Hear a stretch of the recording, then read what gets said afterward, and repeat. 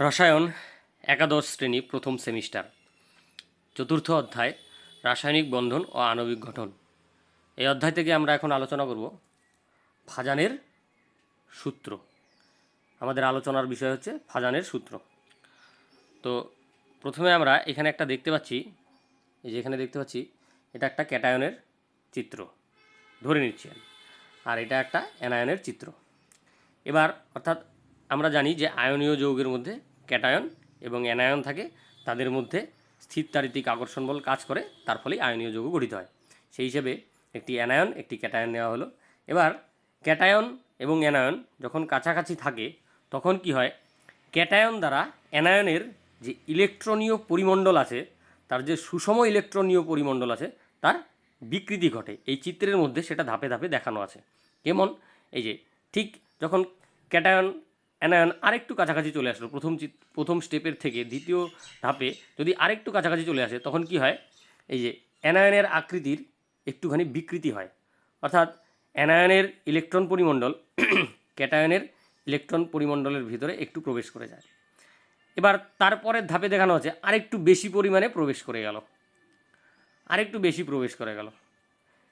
এরপরে কি হয়, ক্যাটায়নের যোজ্যতা কক্ষ এবং অ্যানায়নের যোজ্যতা কক্ষের মধ্যে একটা অভিলেপন ঘটে, আর অভিলেপন যখনই ঘটবে তখনই সেই যৌগের মধ্যে সমযোজী চরিত্রের আবির্ভাব ঘটবে। তার মানে কি, যে আয়নীয় যৌগের মধ্যেও কিন্তু সমযোজী চরিত্রের আবির্ভাব ঘটতে পারে। ফাজান এর সূত্র এটাই ব্যাখ্যা করবে যে কিভাবে একটি আয়নীয় যৌগের মধ্যে সমযোজী চরিত্রের আবির্ভাব ঘটে। তো আমরা প্রথমে কয়েকটি পদ সম্পর্কে একটু জেনে নিচ্ছি। তো প্রথম পদটা হচ্ছে ধ্রুবায়ন। তাহলে এই যে আমরা দেখতে পাচ্ছি উপরের চিত্রে দেখতে পারলাম, এই যে এই চিত্রটিতে দেখতে পারলাম যে কি করে ক্যাটায়ন অ্যানায়নের ইলেকট্রন পরিমণ্ডলের বিকৃতি ঘটালো। এই যে প্রক্রিয়াটা, এটাকেই বলা হচ্ছে ধ্রুবায়ন। সেটাই এই সংজ্ঞায় বলছে যে ক্যাটায়ন দ্বারা অ্যানায়নের ইলেকট্রন পরিমণ্ডলের বিকৃতির ঘটনাকে বলা হয় ধ্রুবায়ন। তারপরের পদে কি বলছে, তারপরের পদটি হলো ধ্রুবায়ন ক্ষমতা। যে ক্ষমতার দ্বারা ক্যাটায়ন অ্যানায়নের ইলেকট্রন পরিমণ্ডলকে বিকৃত করে, তাকে ক্যাটায়নের ধ্রুবায়ন ক্ষমতা বলে। তার মানে এই যে আমরা চিত্রে দেখতে পারলাম যে ক্যাটায়ন কী করলো, অ্যানায়নের ইলেকট্রন পরিমণ্ডলের বিকৃতি ঘটালো। এই যে ক্যাটায়নের যে ক্ষমতা, সেই ক্ষমতাটাকেই বলা হচ্ছে ধ্রুবায়ন ক্ষমতা। এরপরে দেখব ধ্রুবীয়তা। এবার কি হলো, ক্যাটায়নের দ্বারা অ্যানায়নের সুষম ইলেকট্রন পরিমণ্ডলের বিকৃতি ঘটলো।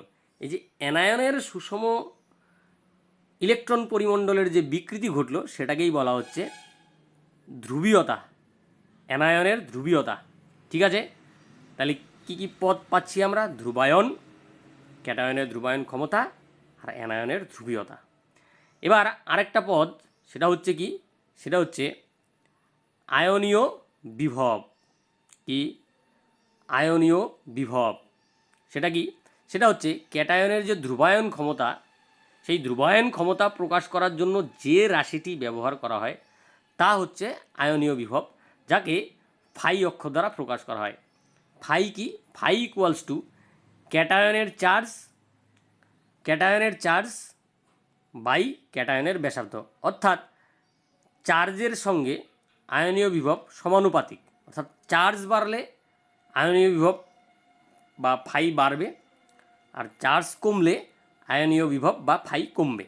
আবার ক্যাটায়নের ব্যাসার্ধের সঙ্গে কিন্তু ফাই ব্যস্তানুপাতিক। অর্থাৎ ক্যাটায়নের ব্যাসার্ধ বাড়লে ফাই কমবে এবং ক্যাটায়নের ব্যাসার্ধ কমলে ফাই বাড়বে। তো আমরা এই পদগুলি আগে জেনে নিলাম। এবারে আমরা ফাজানের সূত্র নিয়ে আলোচনা করব। তাহলে ফাজানের সূত্র কি, অ্যাকচুয়ালি ফাজানের সূত্র কি বোঝায়?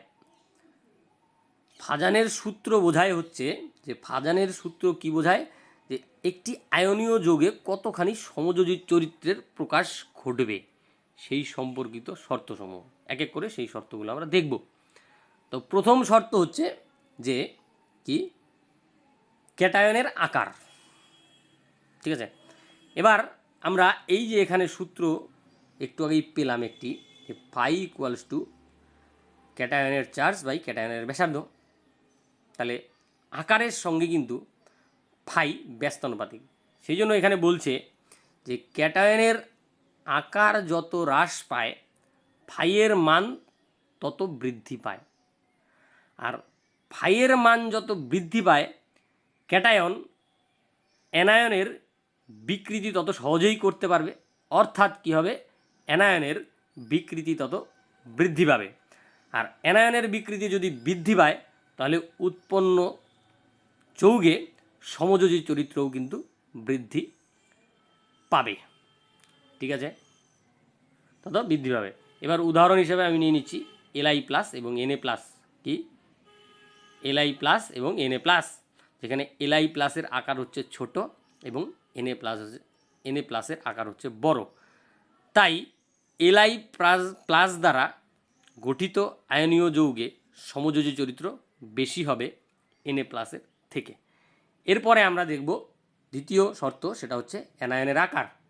এবার অ্যানায়নের আকার যত বড় হবে সেই অ্যানায়নের ক্ষেত্রে নিউক্লিয়াস দ্বারা যোজ্যতা কক্ষের ইলেকট্রনগুলো তত দুর্বলভাবে আবদ্ধ হবে এবং তার ফলে কি হবে, ক্যাটায়ন তত সহজেই কি করতে পারবে, ক্যাটায়ন তত সহজেই ওই অ্যানায়নের যে আকৃতি আছে, সুষম আকৃতি আছে, তার বিকৃতি ঘটাতে পারবে। এই যে অ্যানায়নের আকার যত বৃদ্ধি পায় অ্যানায়ন তত সহজেই ক্যাটায়ন দ্বারা বিকৃত হয়। আর যদি বিকৃত হয়ে যায় তাহলে কিন্তু সেই উৎপন্ন যৌগে সমযোজী চরিত্র বৃদ্ধি পাবে। এবার উদাহরণ হিসেবে নিয়ে নিচ্ছি Br মাইনাস এবং I মাইনাস। তা আমরা জানি যে I মাইনাসের আকার বড়, তাহলে এক্ষেত্রে সহজেই কী হবে, আকৃতির বিকৃতি ঘটবে, তার ফলে কী হবে, যৌগটির মধ্যে সমযোজী চরিত্র বৃদ্ধি পাবে। এরপরে আমরা পরবর্তী শর্ত দেখে নিচ্ছি। পরবর্তী শর্তে কি বলছে, সেটা হচ্ছে ক্যাটায়ন এবং অ্যানায়নের চার্জ। ক্যাটায়ন এবং অ্যানায়নের চার্জ, ঠিক আছে। তাহলে আমরা যদি ক্যাটায়নের চার্জ বৃদ্ধি করি তাহলে আমরা একটু আগেই দেখলাম ফাই ইকুয়ালস টু ক্যাটায়নের চার্জ বাই ক্যাটায়নের ব্যাসার্ধ, তাহলে চার্জের সঙ্গে সমানুপাতিক। অর্থাৎ ক্যাটায়নের চার্জ যদি বৃদ্ধি পায় তাহলে ফাই বৃদ্ধি পাবে, ফলে উৎপন্ন যৌগে সমযোজী চরিত্রও কিন্তু বৃদ্ধি পাবে। ঠিক আছে, তাহলে অ্যানায়নের চার্জ বৃদ্ধি পেলে কী হবে, অ্যানায়নের চার্জ যদি বৃদ্ধি পায় তাহলে ক্যাটায়ন দ্বারা অ্যানায়নের যে সুষম ইলেকট্রনীয় পরিমণ্ডল আছে তার বিকৃতি ঘটবে খুব সহজেই, আর উৎপন্ন যৌগে সমযোজী চরিত্র বৃদ্ধি পাবে। অর্থাৎ এবার ক্যাটায়ন অ্যানায়নের চার্জ বৃদ্ধি পেলেই যৌগটির মধ্যে কিন্তু সমযোজী চরিত্র বৃদ্ধি পাবে। এবার আমরা উদাহরণ হিসেবে দুটি ক্যাটায়ন নিয়ে নিচ্ছি Na প্লাস এবং Mg2 প্লাস। এবার Na প্লাসে আধান হচ্ছে 1 প্লাস আর Mg2 প্লাস হচ্ছে 2 প্লাস। তাহলে Mg2 প্লাস কিন্তু ক্ষেত্রে Mg2 প্লাসের ক্ষেত্রে ফাইয়ের মানটা বেশি হবে এবং অ্যানায়নের আকৃতির বিকৃতি বেশি ঘটাবে, অর্থাৎ Mg2 প্লাস দ্বারা গঠিত যৌগে সমযোজী চরিত্র বেশি হবে। এইবারে আমরা চতুর্থ শর্ত যেটা আছে সেটা একটু দেখে নিচ্ছি। সেটা কি, যে ক্যাটায়নের সর্ববহিস্থ কক্ষে উপস্থিত ইলেকট্রন। এবার এটা কি, এবার যদি দুটো ক্যাটায়ন যাদের আধান এবং ব্যাসার্ধ সমান, যেমন এই যে K প্লাস এবং Cu প্লাস যদি সমান হয় তাহলে কি হবে, যে ক্যাটায়নটির ক্ষেত্রে সর্ববহিস্থ কক্ষে 18টি ইলেকট্রন বর্তমান সেটি অ্যানায়নের আকৃতির বিকৃতি খুব সহজে ঘটাবে বা বেশি পরিমাণে ঘটাবে, কিন্তু যার মধ্যে 8টি ইলেকট্রন রয়েছে সেটি অ্যানায়নের আকৃতির বিকৃতি কম পরিমাণে ঘটাবে। ঠিক আছে, তাহলে কি বললাম, যে দুটি ক্যাটায়ন যাদের আধান এবং ব্যাসার্ধ সমান, এই যে এখানে সেই দুটি উদাহরণ নেওয়া আছে। তাহলে দেখা যাবে যে ক্যাটায়নটির ক্ষেত্রে যোজ্যতা কক্ষে 18টি ইলেকট্রন বর্তমান সেটি অ্যানায়নের আকৃতির বিকৃতি বেশি ঘটাবে, কার থেকে, যেটির মধ্যে 8টি ইলেকট্রন রয়েছে। তাহলে 18টি ইলেকট্রন বিশিষ্ট ক্যাটায়ন যেটা এখানে আছে কপার +1, 18টি ইলেকট্রন বিশিষ্ট ক্যাটায়নের ক্ষেত্রে কী হবে, অ্যানায়নের আকৃতির বিকৃতি বেশি হবে এবং সেক্ষেত্রে সংশ্লিষ্ট যৌগে সমযোজী চরিত্র বেশি হবে। ঠিক আছে, এই যে আমরা কপার কে প্লাসের ক্ষেত্রে দেখতে পাচ্ছি এখানে 8টি ইলেকট্রন এবং সিইউ প্লাসের ক্ষেত্রে দেখতে পাচ্ছি 18টি ইলেকট্রন। তাই কপার প্লাস দ্বারা গঠিত যৌগে সমযোজী চরিত্র বেশি হবে। ঠিক আছে, বোঝা গেল। এইবারে আমরা আসব সর্বশেষ শর্ত, সেটা হচ্ছে যে কি, মাধ্যমের পরাবৈদ্যুতিক ধ্রুবক। ঠিক আছে, এবার একটি আয়নীয় যৌগকে এমন একটি মাধ্যমে যোগ করা হলো যে মাধ্যমের পরাবৈদ্যুতিক ধ্রুবকের মান 15-র থেকে কম। অর্থাৎ মাধ্যমটি কি, মাধ্যমটি হচ্ছে অধ্রুবীয় মাধ্যম। সেই অধ্রুবীয় মাধ্যমে কি হবে, ক্যাটায়ন দ্বারা অ্যানায়নের বিকৃতি ঘটবে। অর্থাৎ কি, ওই আয়নীয় যৌগের মধ্যে সমযোজী চরিত্রের আবির্ভাব ঘটবে।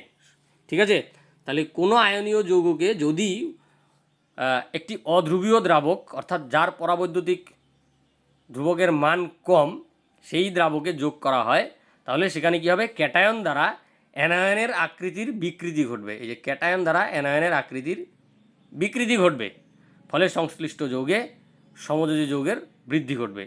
তাই এই ছিল ফাজানের সূত্র সংক্রান্ত আলোচনা, যে আলোচনাটি এখানেই সমাপ্ত হলো। ধন্যবাদ, আসছি পরের ভিডিওতে।